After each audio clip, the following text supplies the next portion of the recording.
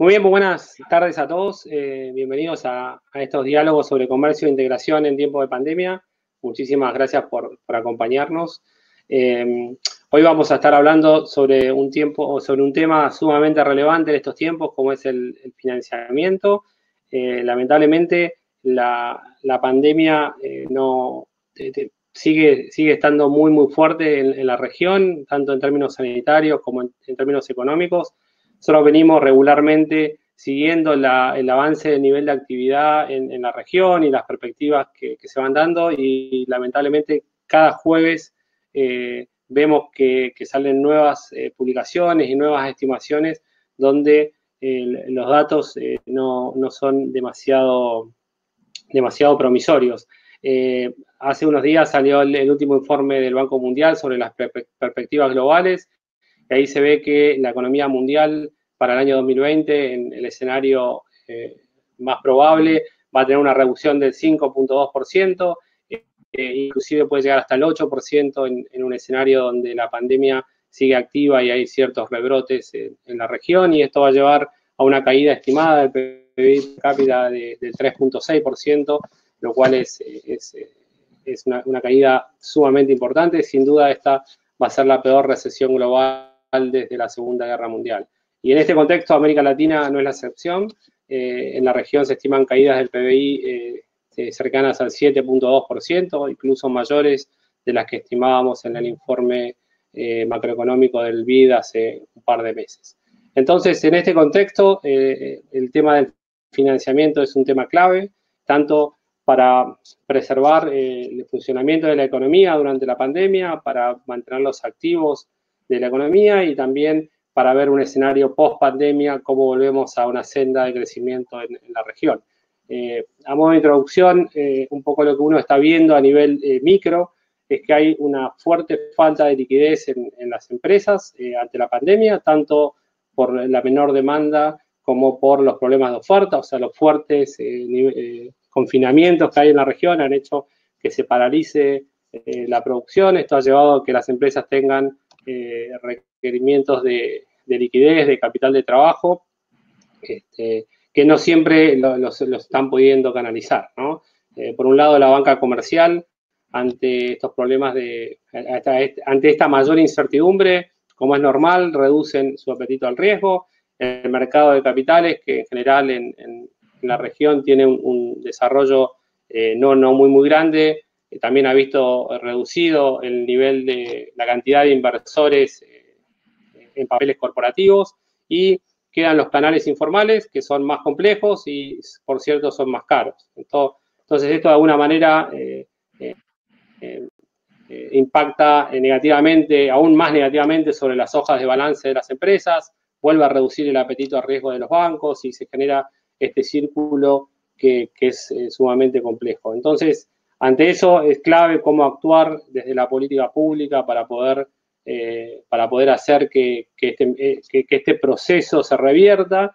Entonces, uno lo que ve a nivel más macro es que los bancos centrales en general en el mundo han llevado una política monetaria expansiva con reducciones en los tipos de interés y inyectando liquidez, y eso de alguna manera empieza a canalizarse hacia América Latina, pero moviéndose hacia activos de mayor calidad, ¿no? Lo que los economistas llamamos el flight to quality.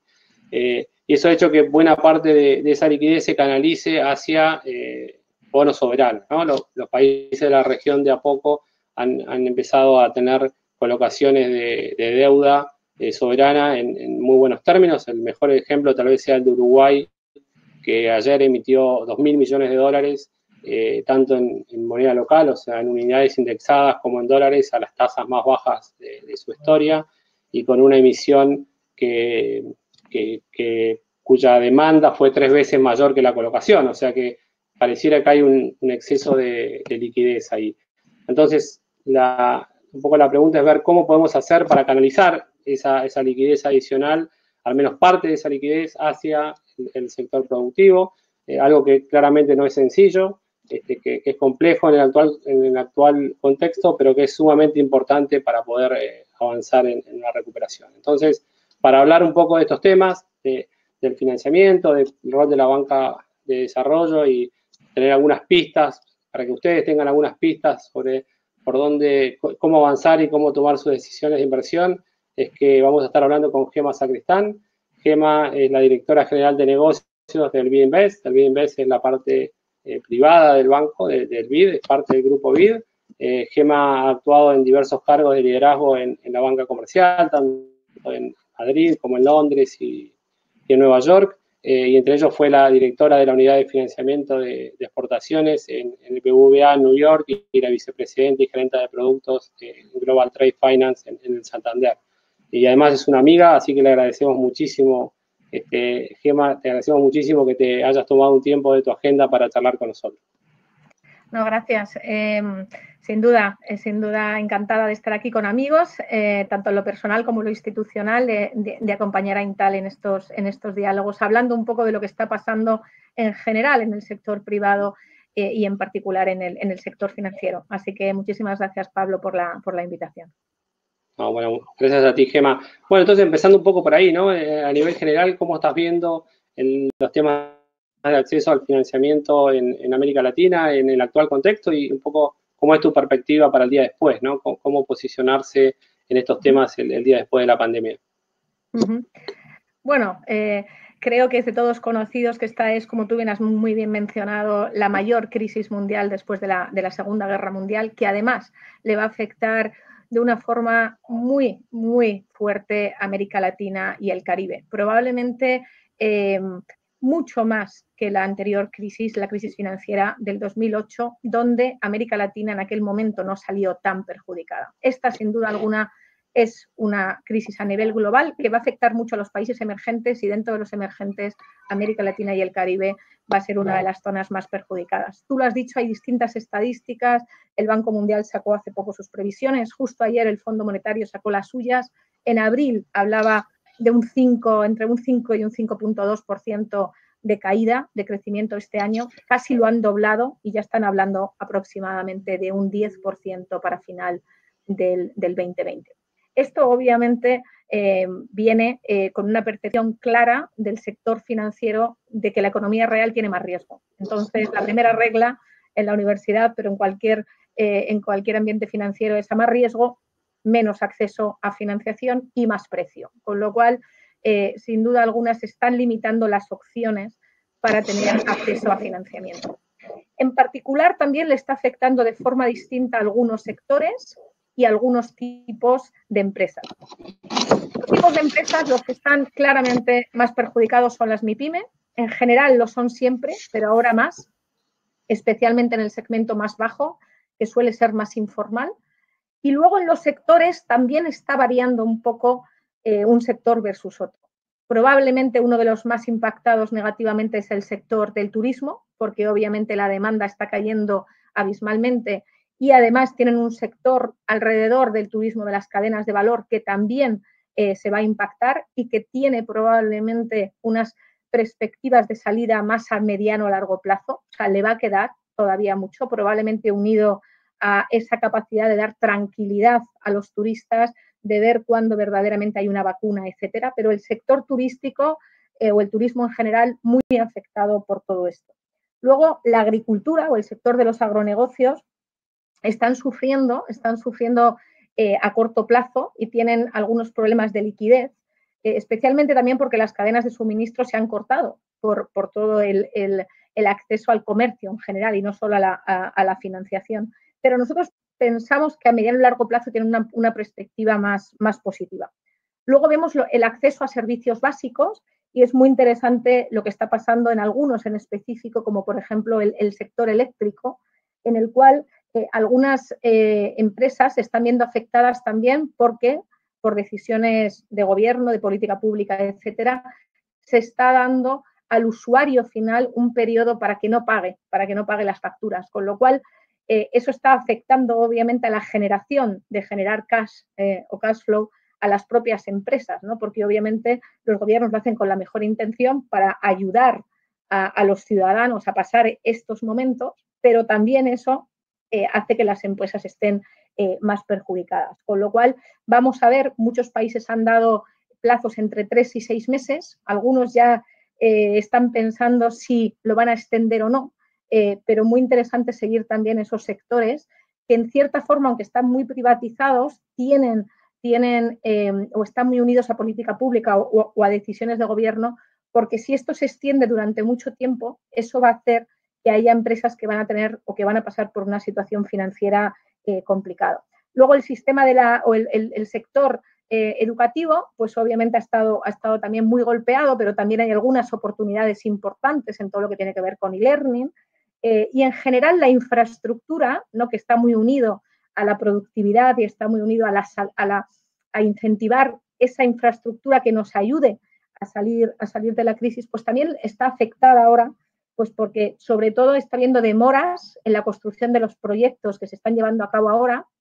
Muchas veces la disrupción en las cadenas de valor, que como he dicho están ocurriendo, también está haciendo que haya sobrecostes importantes y por lo tanto renegociación de muchos contratos de concesiones, alianzas público-privadas, etcétera. Con lo cual, el sector de la infraestructura, que lo vemos como un gran dinamizador de la economía y mucho de ese potencial que va a venir en verdaderamente generar empleo y generar un crecimiento más rápido, que además haga a los países más productivos, va a venir por intentar acelerar las inversiones en infraestructura, a día de hoy también están siendo bastante golpeados, ¿no? Con lo cual, un poco para resumir esta primera pregunta, sin duda, golpeado, más unos sectores que otros y probablemente más unos países que otros también, pero sin duda alguna hay diferencias sectoriales como te acabo de contar. Interesante. Les recuerdo que nos pueden mandar preguntas por el chat y se las vamos pasando a Gema. Ahí, un tema interesante es que los dos primeros sectores que mencionaste como los más golpeados, tanto el de pequeñas industrias como el de turismo, justo son sectores que de por sí son más difíciles de financiar, ¿no? O sea, son sectores donde cuesta mucho más el acceso al financiamiento, con lo cual imagino que imaginar instrumentos en la pandemia es aún más complicados. Así que en ese sentido te quería preguntar cuál ha sido la reacción del BID Invest, ¿no? O sea, ¿dónde han puesto el foco en la pandemia? Uh-huh.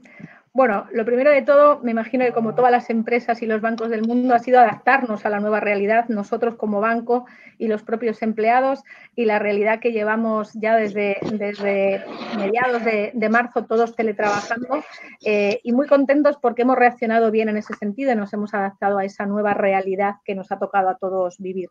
Pero luego enseguida nos dimos cuenta de que teníamos un papel muy importante que jugar, porque las multilaterales en general, y no solo BID Invest, jugamos un papel anticíclico, digamos, ¿no? Y estamos sobre todo para ayudar en momentos difíciles. Lo hacemos también en los buenos, obviamente, porque tenemos que tener una sostenibilidad financiera y jugamos siempre un papel, pero sobre todo en estos momentos en los que el acceso a financiamiento es más complicado, probablemente el sector financiero más tradicional o la banca comercial tiene más miedo, especialmente en los proyectos más de inversión a mediano y largo plazo, que es un poco lo que hacemos las agencias multilaterales, ¿no? Con lo cual, lo primero que hicimos fue darnos cuenta que teníamos mucha más demanda que capacidad de capital. Y ahí la verdad que estamos muy contentos porque el directorio del banco aprobó un incremento significativo de nuestra capacidad de financiamiento. Este año, las previsiones a principio de año hablaban de que íbamos a financiar 5.000 millones de dólares, 5 billones, y la realidad es que nos han aumentado 2 billones más para poder jugar un papel más importante. Por un lado, primero en intentar minimizar los impactos, pero luego también ayudar a los clientes a salir de esa crisis. Con lo cual, 7.000 millones creemos que es un monto relevante. De esos, muy importante también por el ámbito en el que os movéis vosotros, una parte importante va a estar enfocada en las cadenas de valor y en el acceso a financiamiento para comercio exterior.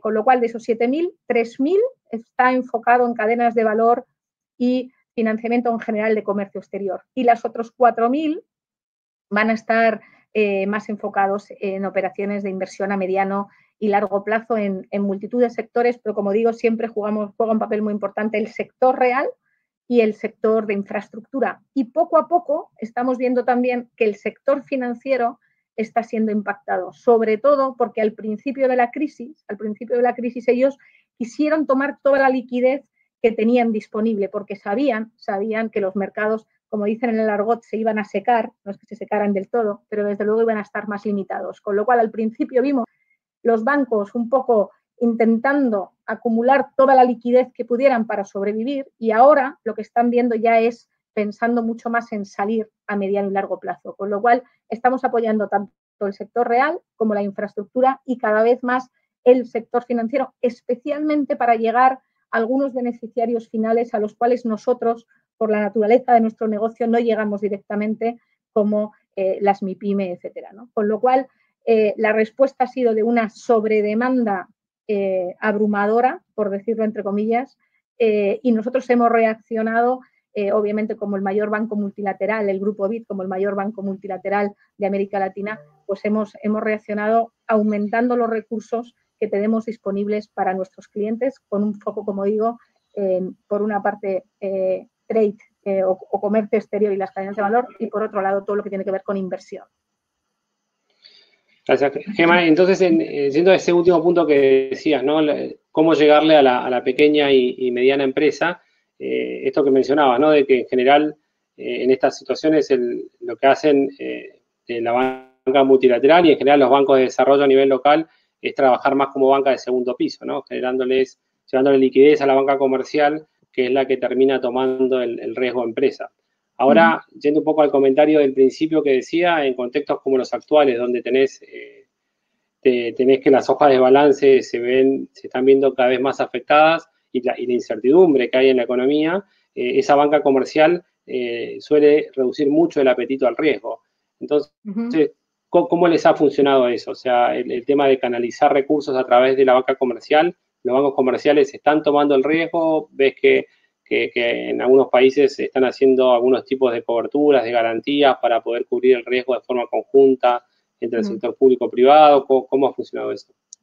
Sí, la realidad es que en general vemos al sector financiero o a las entidades financieras de la región intentando paliar los efectos de la crisis tanto con medidas financieras como medidas no financieras, porque son muy conscientes de que hay una tormenta, digamos, entre comillas, del sector real. Especialmente les preocupan algunos sectores más sensibles que creen que van a estar más afectados, como he dicho, el turismo, las MIPYME, etcétera. Y también, vamos a ser muy honestos, pues son más conservadores que lo eran en marzo. Más conservadores por dos razones. Por una razón, porque creen que van a tener un porcentaje superior de impagos y por otro, porque también están mirando mucho por su sostenibilidad financiera, entonces lo que están haciendo es provisionando más para verdaderamente que no les afecte tanto. Con lo cual, siguen apoyando, muy enfocados en sus clientes de relación, obviamente, ¿no? Más en los clientes estratégicos y en el resto con cautela también viendo un poco cómo esta crisis va a afectar a las distintas empresas, ¿no? Yo hablo habitualmente todas las semanas con distintos CEOs y CFOs de muchos sectores, pero al menos intento con uno o dos de banco y siempre me dicen lo mismo, ¿no? Me dicen, no, Gemma, si nosotros queremos seguir financiando, si nuestro negocio es financiación, pero claro, yo a día de hoy no sé muy bien las empresas cómo les está afectando todo esto, ¿no? Ellos me dicen, yo tenía unos estados financieros a diciembre del 2019,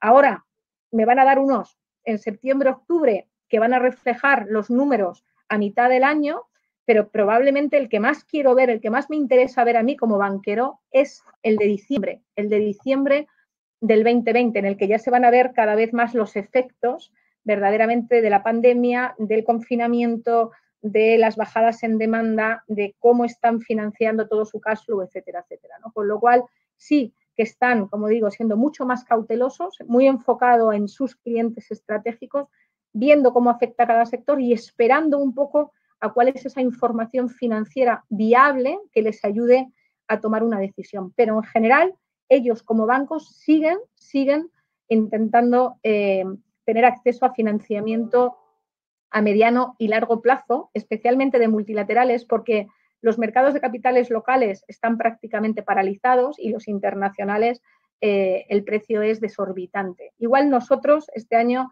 probablemente el sector financiero sea el sector donde más hagamos. Hemos financiado en medio de la pandemia operaciones muy, muy relevantes, luego podría hablar de alguna de ellas, y nosotros que somos un banco de desarrollo y que no financiamos capital de trabajo, sino que nosotros, y especialmente con el sector financiero, nuestros recursos van muy guiados, es decir, nosotros no damos préstamos a un banco para que ellos simplemente guarden la liquidez, no, estamos muy seguros de que el dinero llega al beneficiario final. Entonces, nuestro foco está siendo en las MIPYME. Y también estamos viendo a bancos muy comprometidos con los cuales llevábamos hablando con ellos desde el año pasado o incluso desde el primer trimestre, y a pesar de las dificultades siguen queriendo que les apoyemos, estamos estructurando operaciones y tienen el compromiso de llegar a ese sector, ¿no? Con lo cual, yo creo que hay mucho banco comprometido que quieren ser parte de la solución, no del problema, pero también con cautela, ¿no? Con lo cual, eso es un poco mis previsiones de lo que está pasando en la región. Y operaciones que hemos hecho, pues algunas muy, muy innovadoras y sobre todo con mucho impacto, que es como nosotros medimos esa rentabilidad social y medioambiental que buscamos siempre y que va mucho más allá de la rentabilidad financiera, ¿no? Por ejemplo, acabamos de financiar a la mayor caja de Chile, Caja Los Héroes, en el cual les hemos dado un programa para que lleguen a la economía plateada o a la Silver Economy, ¿no? Para llegar a los ancianos de Chile que se han visto muy afectados con la pandemia porque están acostumbrados a moverse en cash, a ir a la oficina bancaria y conseguir dinero, no están tan digitalizados, con lo cual les hemos dado un préstamo para que lleguen a ellos y sobre todo para tener un programa de educación financiera para poder digitalizar a toda esta población que se está viendo muy afectada en general por el acceso al financiamiento, pero más en esta pandemia. Pero también, por ejemplo, cerramos esta semana un préstamo con Banco Cuscatlán en El Salvador a 5 años para financiar a pymes, y también vino de la mano de un proyecto de digitalización para pymes, ¿no? Con lo cual, seguimos trabajando con ellos y, como digo, nuestro foco es llegar siempre a ese usuario final y hay bancos muy comprometidos con hacer esto, ¿no? Y ahora te quería preguntar sobre el tema de comercio exterior, pero recién hablabas de los estados financieros de las empresas, ¿no? Y de cómo los bancos ven eso. Ahora, ¿cómo estás viendo los estados financieros de los propios bancos, ¿no? En general está creciendo mucho la mora, ves que hay cierta rigidez en la liquidez. ¿Cómo está reaccionando eso? Como he dicho antes, la primera reacción es en conseguir liquidez. Ellos querían todas las líneas que tenían con bancos de corresponsales, etcétera, las querían todas llenar, cuanto más dinero mejor. ¿Cómo estamos viendo los balances? Bueno, no los estamos viendo los oficiales todavía, los de a final de junio no los hemos visto, pero lo que sí que nos dicen es que la mora está incrementando, están reestructurando lo máximo que pueden, pero todavía no tienen una película completa de todo eso. Lo que sí que es seguro es que están sobreprovisionando. Con lo cual, como es difícil saber hasta dónde va el porcentaje, pues entonces ello es conservador. Sobreprotejo mi balance porque por un lado tengo el regulador que me lo está pidiendo, pero por otro lado tengo que mirar mi sostenibilidad financiera. Con lo cual, los balances no los hemos visto todavía los oficiales, pero sí estamos en constante diálogo con ellos y les va a impactar más o menos dependiendo también de en qué sector estén más enfocados y del país, ¿no? Entonces, no hemos visto mucho, pero cuando vemos a los bancos que están sobreprovisionando, obviamente es porque tienen miedo de que la mora va a subir, ¿no? Entonces, lo que no sabemos es hasta dónde sube la mora, ¿no? Eso es lo que no tenemos tan claro. Ok. Entonces, moviendo un poco a los temas de comercio, ¿no? Nosotros venimos siguiendo día a día la evolución del comercio exterior y claramente, como todo está siendo súper afectado, tal vez con una elasticidad más alta que la que venía teniendo respecto al producto. O sea, se prevén caídas de producto mucho mayores a las caídas del nivel de actividad, caídas del comercio mucho mayores que la caída de nivel de actividad. Incluso la OMC calcula caídas que pueden llegar hasta el 30% del comercio en el año, y en América Latina eso ya se está viendo, ¿no? En los primeros 4 meses del año las exportaciones de la región han caído cerca del 10% y los datos de abril las estimaciones preliminares a nosotros nos dan una caída del 30% en abril.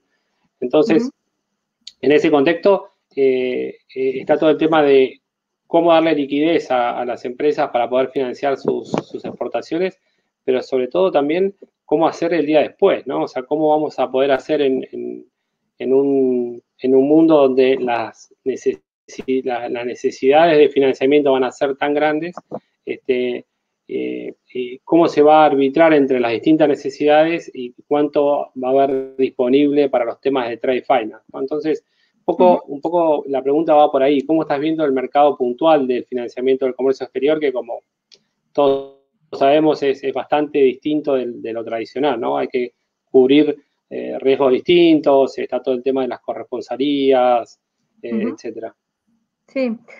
Bueno, nosotros creo que te podemos hablar desde dos perspectivas distintas, ¿no? Uno, las cadenas de valor nacionales e internacionales, y otro más el sector financiero internacional y todo lo que tiene que ver con la banca de corresponsalía y, digamos, los mecanismos que están detrás del importador y el exportador para que esas operaciones de comercio exterior se lleven a cabo, ¿no?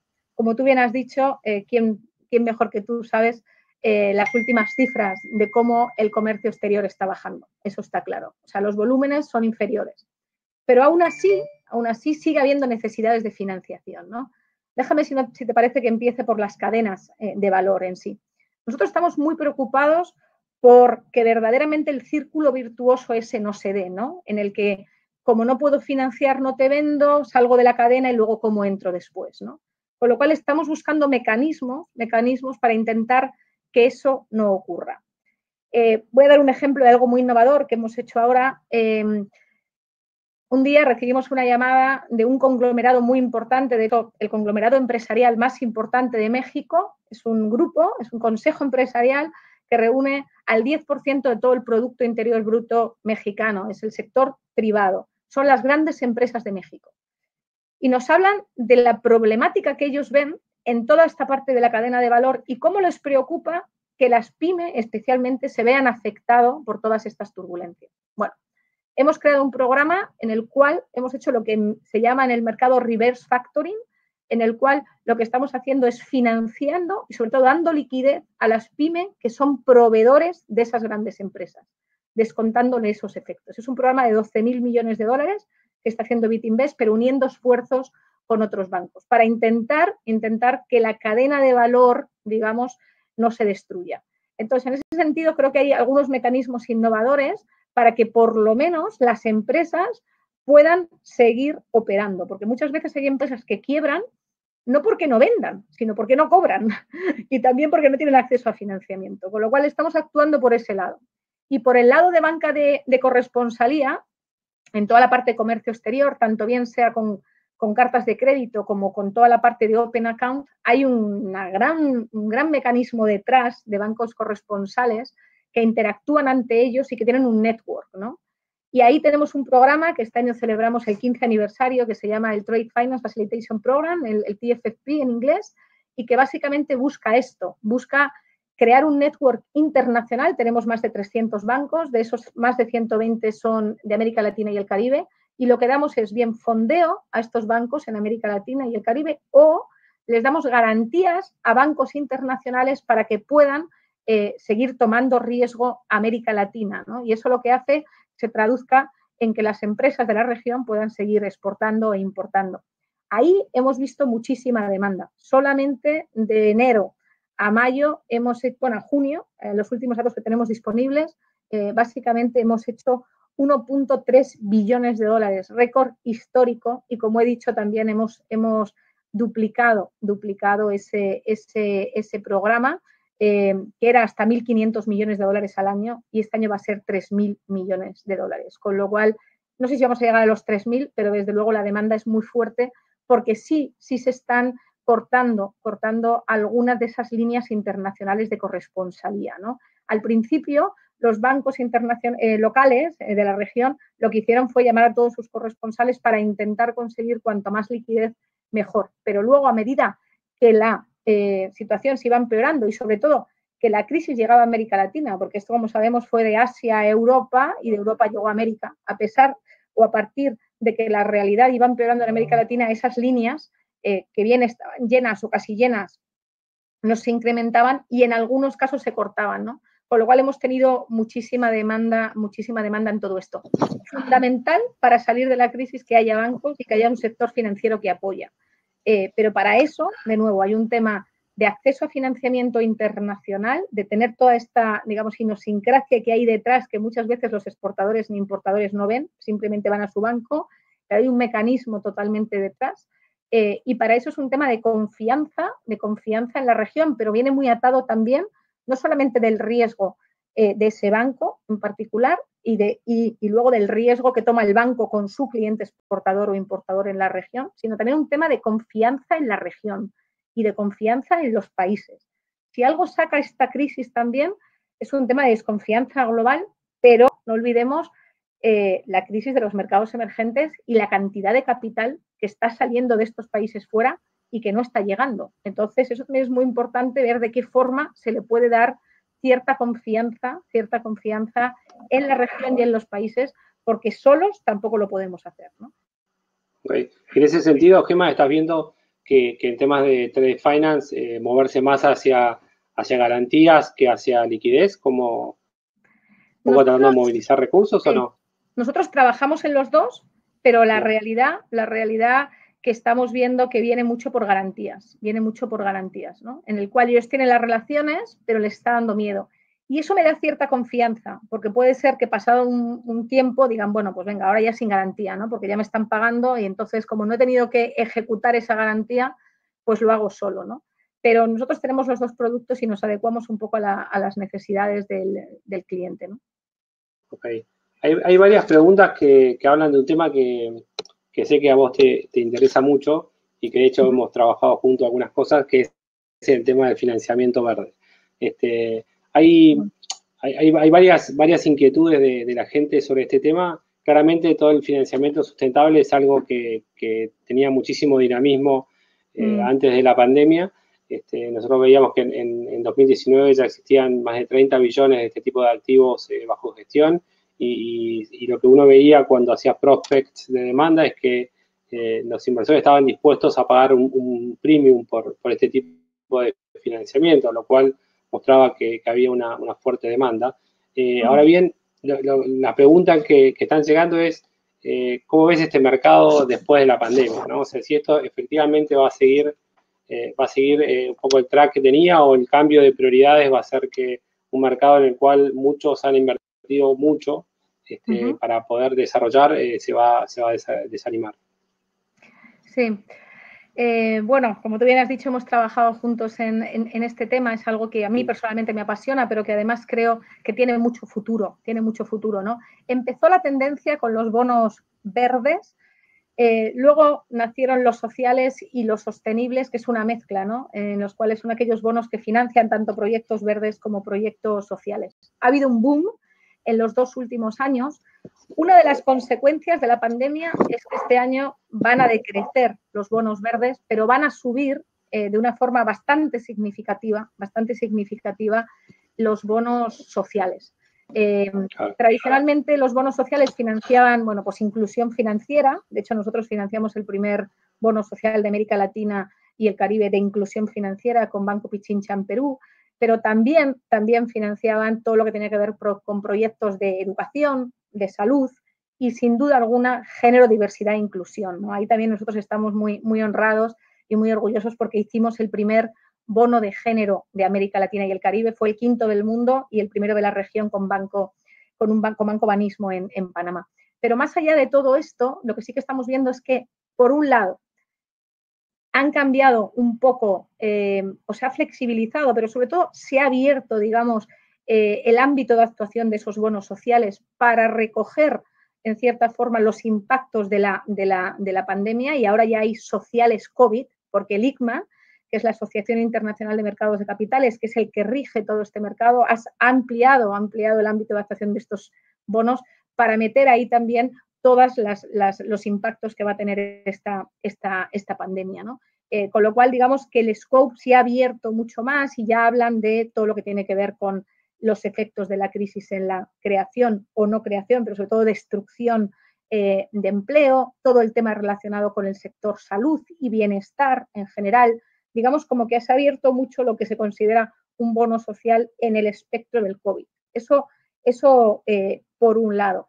Y por otro lado, porque hay demanda. Empieza a haber cada vez más demanda de estos bonos. La gente está más concienciada, ¿no? Con lo cual, hay más, en general, este año, como digo, menos bonos verdes, más bonos sociales con un enfoque en COVID, que es más amplio que lo que se hacía antes, pero sobre todo tiene mucha demanda, ¿no? Nosotros esta semana acabamos de emitir lo que es el primer bono social con el sector privado, con un espectro, con un ámbito de COVID, que es con un cliente del sector financiero, con un banco que se llama La Hipotecaria, y la realidad que muy contentos porque ya llevábamos hablando tiempo con ellos para hacer un bono social. Ellos están muy, muy metidos en el sector vivienda social, pero hemos querido poner un porcentaje de los usos de fondos de ese bono va a ir a paliar los efectos que una política del gobierno tiene en esa empresa. Y está muy relacionado con lo que decía antes. Bien hecho y obviamente aplaudido de que los estados y los gobiernos quieran apoyar a la población en un momento como este, ¿no? Lo hemos visto, como mencioné antes, en el sector eléctrico, en el cual se les ha dado un tiempo a los clientes finales para que no paguen la factura de la luz, pero también ocurre en otros sectores y en el sector financiero también hay países en los cuales están, digamos, condonando temporalmente la deuda o que no paguen principal y o intereses alguna de esta deuda. Bueno, pues La Hipotecaria es un cliente nuestro en Colombia en el cual, bueno, pues las hipotecas durante un tiempo no están pagando intereses, entonces les está afectando y estamos financiando con este bono parte de toda esa generación de cash flow que deja de recibir la hipotecaria, ¿no? Con lo cual estamos muy contentos de la innovación. Hemos estructurado el bono nosotros, lo hemos comprado enteramente, pero sobre todo no porque lo hayamos hecho nosotros, sino porque crea un efecto de demostración de que verdaderamente se puede hacer, ¿no? Porque si tú ves los últimos bonos que han habido este año, temáticos, como digo, bien verdes o bien sostenibles o sociales, el gran empuje viene con los países, como tú bien has dicho, las emisiones de los bonos soberanos, como dijiste al inicio, y las agencias multilaterales. Nosotros mismos, tanto el BID como BITinvest, hemos emitido en medio de toda esta pandemia bonos también que iban enfocados a financiar nuestro plan de trabajo de este año, que como he dicho era superior al que pensábamos. Pero es muy importante que el sector privado vea una oportunidad. Por eso estamos contentos con haber hecho ese primero, ¿no? Por el efecto de demostración para que otras empresas se animen a financiar sus necesidades con los mercados de capitales. Y en general, ya para terminar, yo sí que creo que es un mercado que, como digo, está cambiando un poco de color, se ha ido más de verde a social, pero sí que creo que la inversión responsable va a jugar cada vez más un papel importante. Y luego, como sabemos, hay muchas variantes, ¿no? Unos le llaman responsable, otros sostenible, otros de impacto.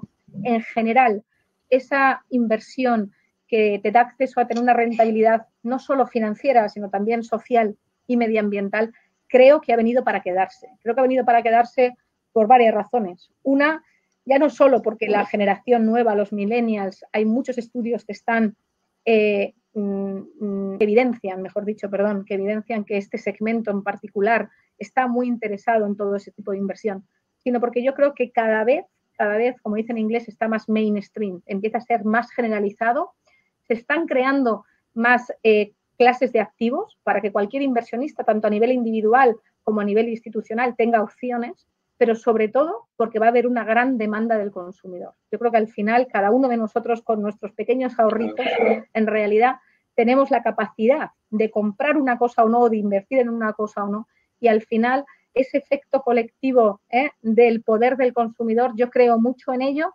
y verdaderamente estoy prácticamente convencida, ojalá no me equivoque, de que es un mercado que va a seguir en continuo crecimiento.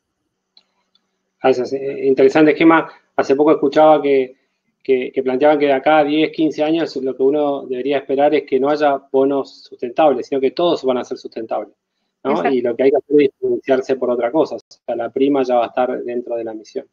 Exacto. Sí. Y también es súper interesante lo que decías de las emisiones, es cierto. O sea, no solo son los soberanos, sino también los multilaterales.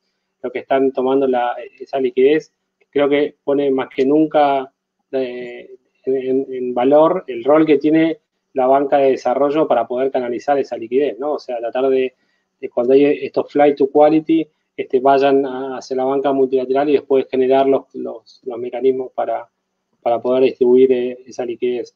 La verdad que tenemos una cantidad enorme de preguntas que estoy tratando de ver cómo condensarlas, pero hay un tema que se repite en varios casos, Gemma, y creo que es interesante, sobre todo en el actual contexto, que es el tema de la digitalización. Y lo ven de dos formas, o sea, qué tipo de proyectos o instrumentos están viendo para financiar los procesos de digitalización dentro de las empresas, pero también dentro de los bancos. Y es súper interesante eso porque lo que están planteando en varios casos es que los bancos, y en general los bancos más pequeños, que son los que en general son del interior de los países, los que tienen más llegada a las micro y pequeñas empresas, son los que usualmente están menos tecnificados, o sea, están menos digitalizados y tienen que invertir en ver cómo hacen para tecnificarse. Entonces, hay varias preguntas en ese sentido. ¿Cómo están viendo el proceso de digitalización tanto de las empresas como de los intermediarios financieros? Perfecto. Bueno, si algo nos queda claro, yo creo que a todos, es que esta crisis o esta pandemia ha acelerado la digitalización del mundo en general y de la sociedad. Hay gente que habla de 10 años, gente que habla de 15, pero lo que está claro es que todos estamos mucho más digitalizados hoy que en marzo. Eso por un lado. Por otro lado, como decía, ¿no? Unamuno, innovar o morir, en el sentido de que yo creo que también le queda claro cada vez a las empresas que tienen que estar en esto, ¿no? Y que si no están, pues probablemente les cueste competir y tengan que ver cómo sobreviven, ¿no? Con lo cual, estamos viendo mucho enfoque en los clientes en transformación digital. Antes nos costaba más a algunos convencerles, ahora están muy convencidos, lo que quieren es que les ayudemos en el cómo, ¿no? En el cómo nosotros actuamos de varias formas. Por un lado, nosotros en general, no solamente BitInvest, el BIT, hemos jugado un papel muy importante en todo lo que tiene que ver dar acceso a conectividad en los países y a las telcos de la región, ¿no? Todavía tenemos países que están todavía, algunos 2, 3G, ahora estamos intentando llegar a la 4G y esperemos en el futuro a 5G, pero en general hemos hecho proyectos muy interesantes e innovadores para compartir red, hemos invertido también con Facebook, con la CAF y con Telefónica en el proyecto probablemente más innovador que hay en la región para llegar y dar una cobertura universal a un país que luego llegue a la región, que es Internet para todos, en los cuales a través de distintos medios estamos llegando a 6 millones de peruanos de forma no tradicional,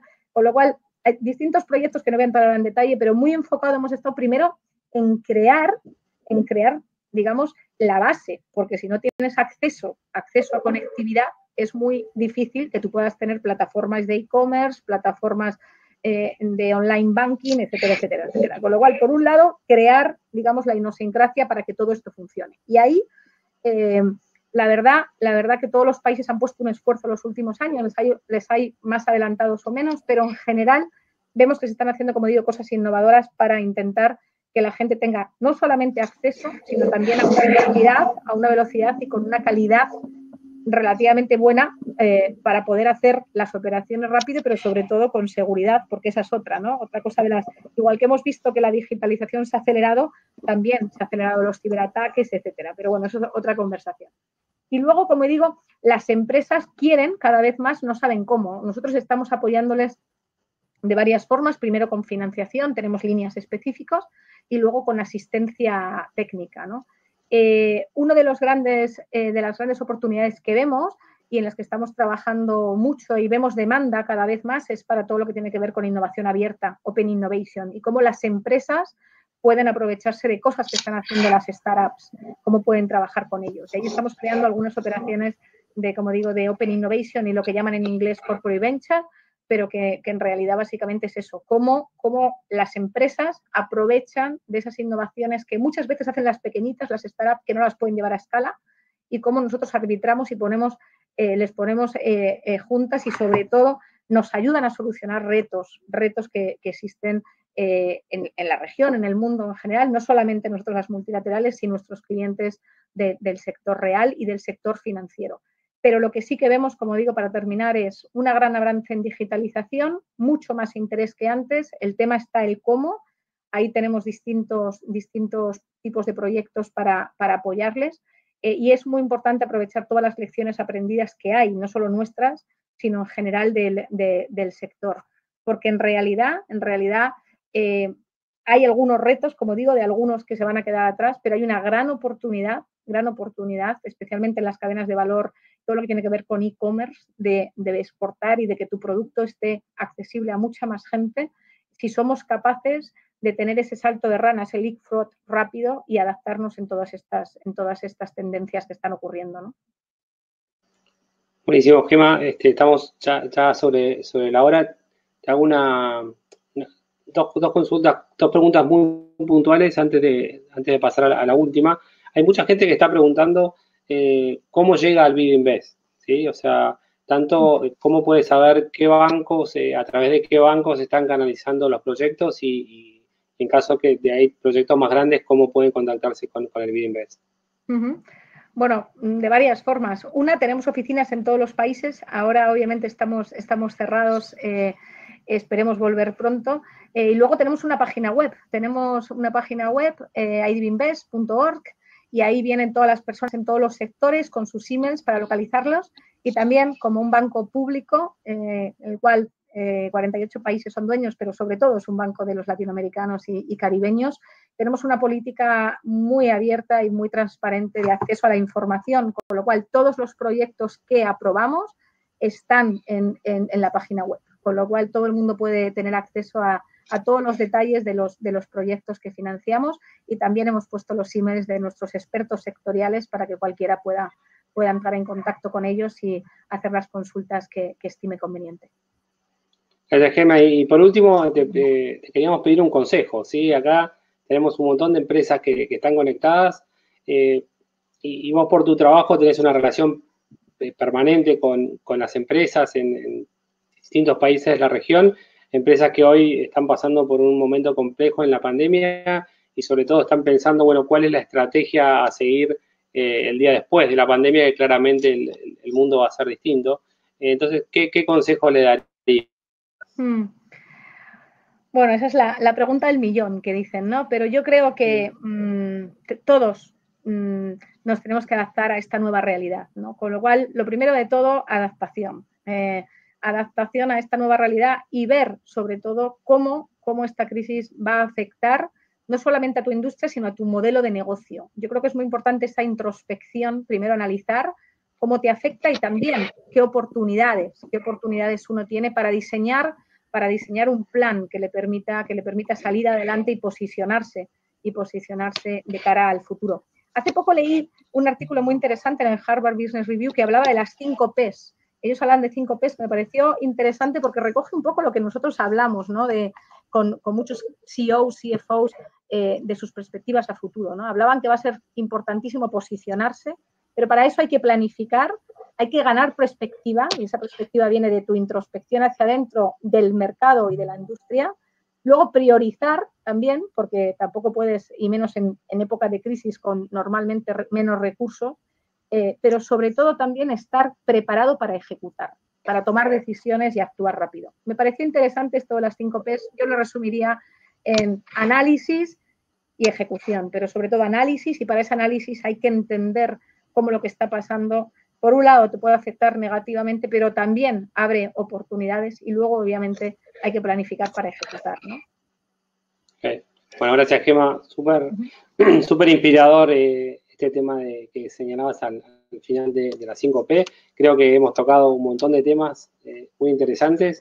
Te recomiendo especialmente a la gente, si quiere que sigue preguntando sobre los temas sustentables y demás, hay un artículo que escribió Gemma en el blog del Bid Invest sobre la importancia de pensar en los temas de los objetivos de desarrollo sostenible y del cambio climático, que creo que está muy bueno. Si quieren lo pueden ver ahí en la página del Bid Invest. Bueno, ya estamos pasados de tiempo, 10 minutos. Gemma, muchísimas gracias por tu tiempo. por haberte tomado el tiempo para charlar con nosotros. A todos les agradecemos un montón que se hayan quedado hasta esta hora. El próximo jueves vamos a estar hablando con Guillermo Valles, quien es un experto en comercio internacional, con muchos años trabajando en la OMC, fue el director de la División de Comercio Internacional de la UNCTAD, un poco hablando sobre los temas de multilateralismo. Así que, un tema de nuevo, mil gracias por el tiempo y por charlar con nosotros hoy. Gracias a vosotros y a la audiencia, y sin duda alguna ha sido un placer para mí. Gracias. Chao, gracias. Saludos a todos.